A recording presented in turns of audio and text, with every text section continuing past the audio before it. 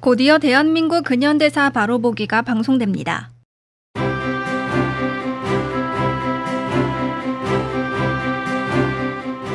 안녕하세요.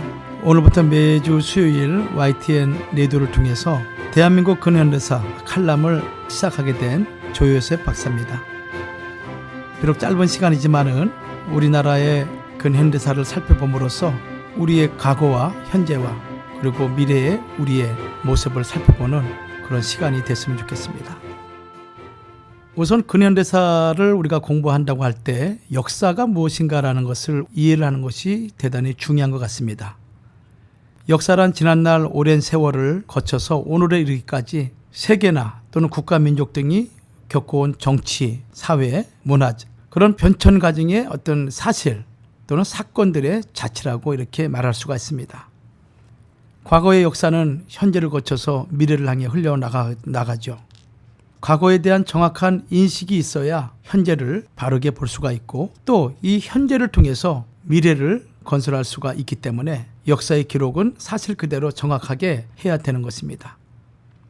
좌우를 막론하고 주관적으로 치우치거나 한 부분을 부각시키거나 의도적으로 생략한다면 그것은 바른 역사가 아니라 할 수가 없는 것입니다. 오늘 이 칼럼 시간을 통해서 보수주의적인 입장에서 근현대사를 바라보는 것이 아니라 사실 그대로 역사를 전달하고자 합니다. 첫 번째로 우리가 역사 교육의 중요성에 대해서 이해를 할 필요가 있습니다. 대부분 많은 사람들이 역사를 조금 잘못 안다고 뭐가 바뀌겠느냐 이렇게 말하기도 합니다.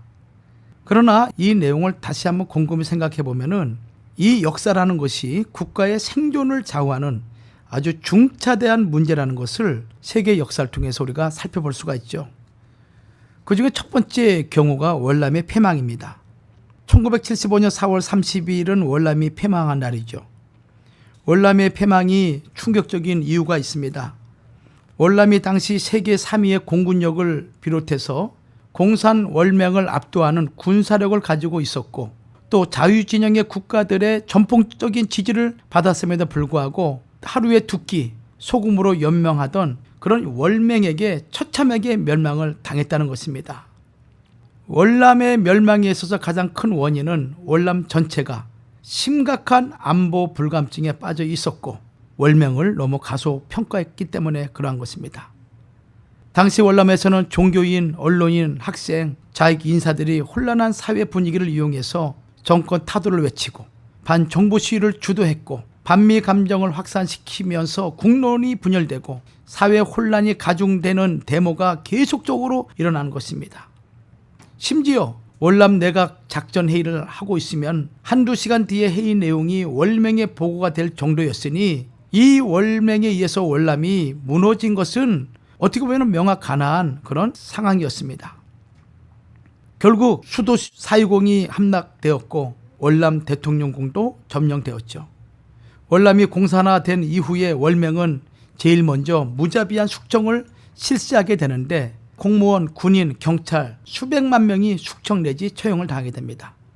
또한 우리가 주목해야 될 것이 있는데 월남 정부하에서 반정부 운동을 하던 교수, 종교인, 학생, 민주지사 등 월맹에 우호적이었던 16만 5천 명이 월맹 공산당의 독재 체제를 굳히기 위해서 가장 먼저 처형을 당했다는 사실입니다. 우리는 여기서 교훈을 얻어야 될 것이 있죠. 자기 나라를 지키기 위해 단결하지 못했던 국민들은 너무나 처절한 대가를 치러야 했습니다. 자유시장 경제는 공산사회주의 체제로 변경되었고 사유재산은 강제 몰수되었으며 언론 출판 집회결사 종교의 자유를 허락지 않았습니다. 국가의 폐망으로 106만여 명의 월남인들은 자유를 찾고자 공산화된 조국을 탈출할 수밖에 없었습니다. 월남의 비참한 폐망은 안보의식이 약해지면 멸망할 수밖에 없다는 역사의 산교훈을 심어준 대표적인 사례라 할 수가 있습니다. 나라를 지키는 참된 힘, 온 국민의 안보의식과 애국심이 있어야 되는 것입니다. 이 칼럼을 통해서 우리가 얼마나 안보의식과 애국심이 있는지 우리 자신을 되돌아보는 시간이 되었으면 감사하겠습니다. 다음 주에 다시 뵙겠습니다.